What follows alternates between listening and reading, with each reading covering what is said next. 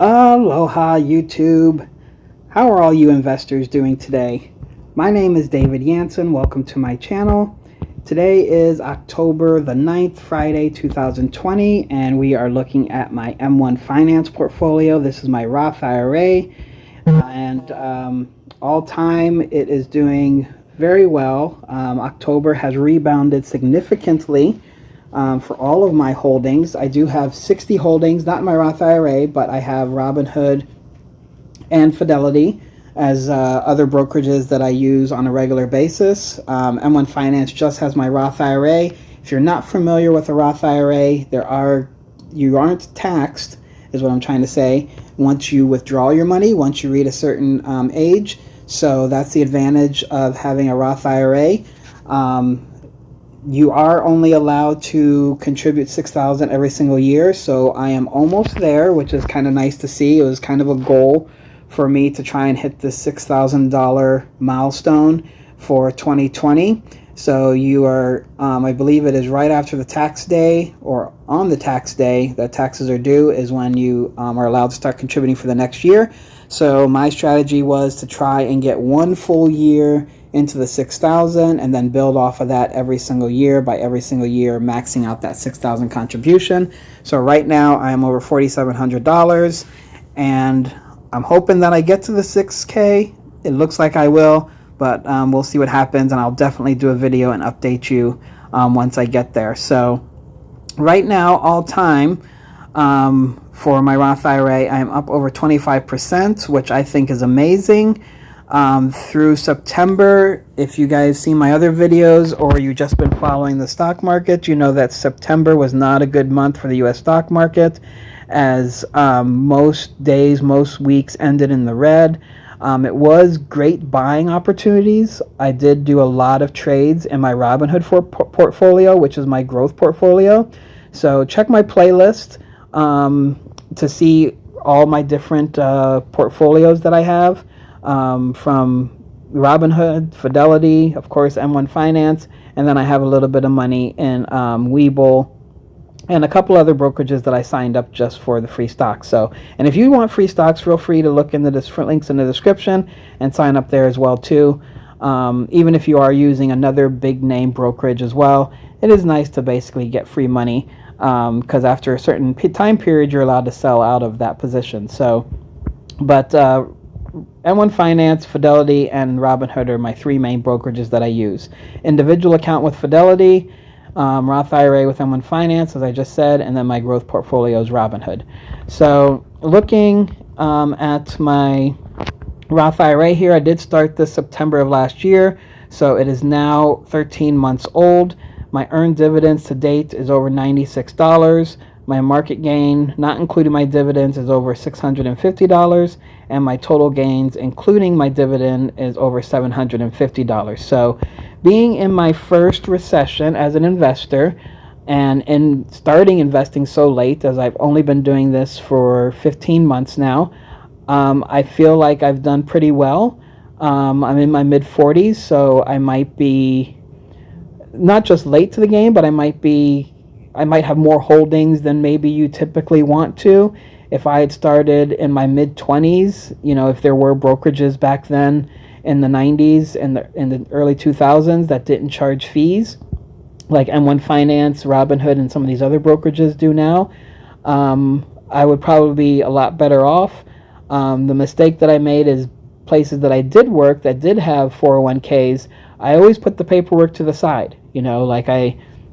Most of them didn't have websites at the time where you could just do everything online, and they would just give you this packet of information to fill out, and I would take it home, and I'd look it over, and I'd leave it there, and I'd look it over another day, and it was always, I'll just do it again another day. I'll just do it again another day. So don't do that. If you're working someplace and they're still contributing to your 401k, in spite of the recession that we're in, and in spite of the dips that the stock market has taken, and maybe they've had to do layoffs or whatever, but you're still employed there, contribute to your 401k. So it'll help you a lot later on once you get to retirement. So I have about 20 years or so, I figure, of full-time work ahead of me and investing in the US stock market. So hopefully I can get to the point where I can live off of my dividends, which is the plan.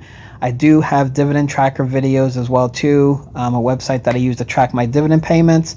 So all of my accounts together, I have over $1,500 of gains and $15,000 of money invested in the U.S. stock market, and that includes stocks and ETFs. I don't have any bonds at this time. So all-time well for my Roth IRA. You can see my individual ETFs all-time up significantly. Same thing with my individual slices. Clicking on these individual slices, you can see my holdings here. For all-time, you can see McDonald's is leading the way, over 52%. And then the next one is NextEra Energy, which is a utility company, over 35%. And so long-term investing, in my opinion, is the way to go. You pick these solid dividend-paying companies. All of those ones that I just showed you have a history of increasing their dividend payment for a minimum of 25 years. Some of them are 30, 60, 50 years. So every year I plan on getting a raise from them, which is nice. Most places I've worked, I've never gotten, I've gotten raises, but it wasn't like a regular thing. Like it wasn't, and I guess it's not consistent either to get for a company to pay their stockholders. It's never guaranteed, but at the same time, when you have a history of 50 years or 30 years or 40 years of doing so, it's a disappointment when that doesn't happen. So think about working at your job and you know every single year you're going to get this percentage of a raise, which where I worked, I was never guaranteed a certain percentage every single year. I didn't really work union jobs or anything like that. I have worked some union jobs, but none of them were long term. It would be disappointing if you didn't get that raise. So that's kind of how I have decided to do my Roth IRA, and my Fidelity account is investing in dividend growth companies, mainly dividend aristocrats, which have a history of raising their payment every single year. So looking at my real estate investment trust, all time, 20% Digital Realty Trust. This is a really good data center real estate company. Same with Equinix. Realty Income is known as the monthly dividend paying company. They are a strong dividend aristocrat. And then American Tower. So most of these I see as all future proof and definitely recession proof, especially the cell phone tower, American Tower Corp, and these two data center REITs, just because data and cloud is where it's at. We had the stay-at-home economy. A lot of people were having and still are working from home. I think Microsoft just announced that, said that if employees want to work from home mainly, they can now. My brother-in-law and my younger sister both have been working from home since March. I don't know if they'll continue to do that, but it just might be the future now on. So a lot of companies are looking for data security, warehouses or buildings to hold their servers and stuff like that. And Equinix and Digital Realty Trust are two of the top ones for that. So my technology slice all time, you can see Apple up significantly, 77%, and then Microsoft following. Apple is just amazing. They're an amazing company. They're going to launch their new iPhone next month, and they've got Apple TV. A very well diversified, very well managed company, and their products are amazing. I don't own any Apple products, but their products are amazing. People love them, and they are one of the companies that I often refer to as one of the cult companies. Like, people just follow them like a religious cult.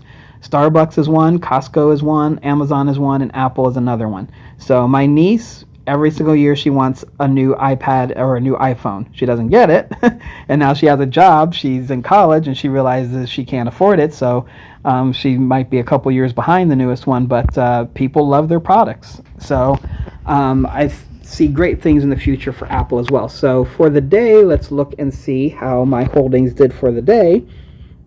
And up over 0.5%, no red, so that is nice to see. Check out my video from yesterday for my buys, and I did sell out of one ETF, SPHD. So, and you can check my previous videos to see how my Roth IRA has grown over the last 15 months, or not over the last 15 months, over the last year, the last 13 months, because I started my Roth IRA, I started in September. June is when I started my Robinhood portfolio, and July is when I started my individual accounts with M1 Finance, which is now with Fidelity. And if you want to see my reasonings and my thoughts on why I switched from M1 Finance over to Fidelity, I have videos on those, and then I have videos showing just kind of an overview of the Fidelity investing app and the desktop. I'm getting used to it now. I'm starting to like it now. But I hope you have a great weekend. Be safe and healthy, everyone. Mahalo. Subscribe to the channel if you haven't already. And aloha.